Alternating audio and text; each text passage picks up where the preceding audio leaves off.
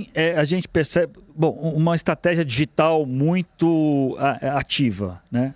Isso já vem, é um legado do próprio MBL, que sempre foi muito ativo em redes sociais, junto ao público jovem, e a gente percebe um esforço, como o senhor está falando, de se tornar conhecido, de se colocar como candidato do grande público.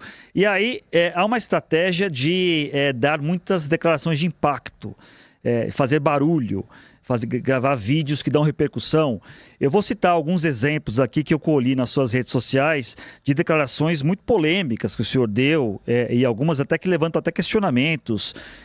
Por exemplo, o senhor gravou um vídeo em Mossoró, no Rio Grande do Norte, em que o senhor fala que vagabundo se trata na bala, se mata, se elimina. Aí depois o senhor também deu uma declaração quando o senhor fala do Flávio Bolsonaro, que tem que acabar com a raça do Flávio Bolsonaro. Depois o senhor falou que era uma coisa mais assim, metafórica, mas enfim, está lá a declaração. Uma declaração famosa também quando o senhor esteve no Maranhão, dizendo que os maranhenses votam mal, por isso tinha que ter um interventor no Maranhão. Esse tipo de estratégia, né, de tentar chocar talvez a população, isso não pode se voltar contra o senhor lá na frente quando se for analisar se é um candidato sério, para valer, de credibilidade? Na verdade, que não busca só lacrar, desculpa. Mas não é nem uma lacrada, eu realmente acredito nisso e não foi muito como estratégia. Se eu for olhar a estratégia clássica que os marqueteiros recomendam, eu deveria ir em Mossoró ficar falando, ô, povo bom, eu vou cuidar de vocês, que é a estratégia de 99% dos políticos, inclusive os da direita. Quando eu fiz esse vídeo em Mossoró, eu estava falando sobre a história que a população de Maranhão de Mossoró teve, no enfrentamento ao banditismo local, às gangues, inclusive no período do Lampião. E puxar esse orgulho próprio, porque a população local hoje se vê vítima do crime organizado. Então a gente tem que puxar, inclusive, um orgulho histórico deles, e eu quero reviver isso neles. Quando eu falei do Flávio Bolsonaro, se eu falar em termos literais, seria o que acabar com a família Bolsonaro do norte da Itália, a etnia deles? Não é. Eu tô falando, novamente, de uma superação política de uma família que faz muito mal à direita brasileira. O terceiro ponto é o maranhense votar mal. Isso, e daí? E uma intervenção, um interventor, quer dizer, você acabar com a eleição direta para governador. Em última instância, a gente está trazendo essas discussões, sim. Qual foi o aspecto positivo das classes políticas do Maranhão para o Maranhão? Da sequência Sarney e Dino, as duas grandes... vamos dizer, os dois grandes exemplos de modelos políticos oligárquicos locais. Eu vi todos os municípios que eu pude visitar no Maranhão. A classe política do Maranhão ela é parasitária. E eu estou propondo uma reforma que eu estou chamando de lei de responsabilidade gerencial, que endereça essa questão nos municípios e nos estados. E a última punição é a ideia de colocar um interventor no município, não punição para a classe política, porque a população seria uma libertação. Mas todas as ferramentas que a gente faz são ferramentas para melhorar o regime democrático, porque a democracia não existe no Maranhão. Falar que a gente tem um regime democrático no Maranhão é acreditar, assim, contra a carochinha. Boa parte das pessoas votam porque vendem o voto ou estão sendo cooptados durante o período eleitoral. Elas trabalham com sistemas de incentivo durante o período eleitoral de, basicamente, tem um emprego na prefeitura, fazem contratações às vésperas das eleições, essa é a nova moda. Shows dos mais estúpidos, dos mais inúteis. A gente está falando de mais de 5 bilhões de reais gastos em shows e festas locais. Mas acabar com a democracia é uma maneira de resolver a democracia? Não é acabar com a democracia. Se você não tem um governador eleito? Não estou falando isso. Estou falando, eventualmente, se você não consegue cumprir indicadores básicos no município... Vamos dar um exemplo. Eu visitei Marajá do Sena. Os índices de desenvolvimento humano são baixíssimos em Marajá do Sena. Não há atividade econômica concreta em Marajá do Sena.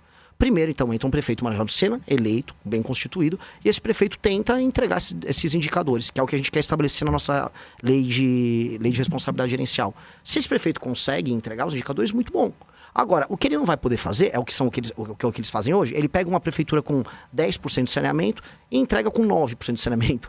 Os sistemas, vamos dizer, de prover água, ou vamos colocar a educação no ranking do Saeb, baixíssimos. Ele não melhora nada. Só que chega a véspera da eleição, ele compra o voto da população e se reelege. Pois bem, se ele não cumprir indicadores mínimos, ele não vai poder participar da reeleição.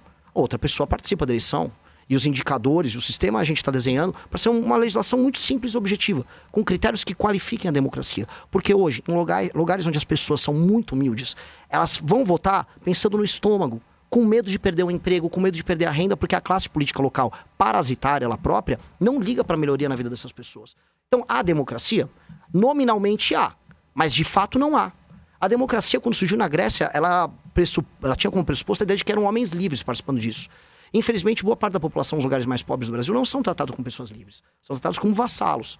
E a gente precisa entregar a cidadania para essas pessoas. Mas Mas o senhor não acha que, de certa forma, é tirar o poder do voto dessas pessoas? Porque se tem uma coisa na democracia que a gente tem que vale para pobres, ricos, mulheres, homens, é o voto.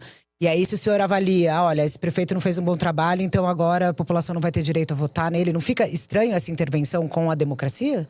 Muito pelo contrário. Novamente eu falei, uma intervenção no município é só num caso muito grave, em que aquele município não está atingindo por 8 anos um indicador de desempenho.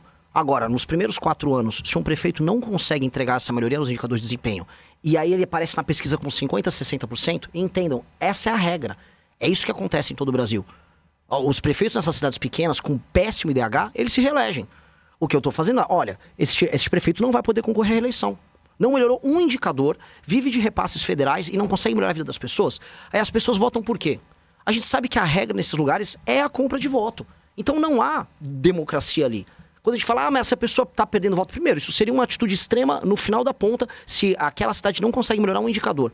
E por um pequeno período de tempo até a gente conseguir recompor esses indicadores. Se isso, antes disso não for feito, a gente vai continuar vivendo a ilusão, que é uma ilusão que a gente acredita desde 88, que existe democracia em Marajá do Sena. Não existe democracia em Marajá do Sena. Gente, agora, não existe democracia em maior parte das cidades pequenas do Brasil. Candidato, outra pré-candidato. Pré-candidato, TSE não fui eu. Sou eu que estou falando. Pré-candidato, quando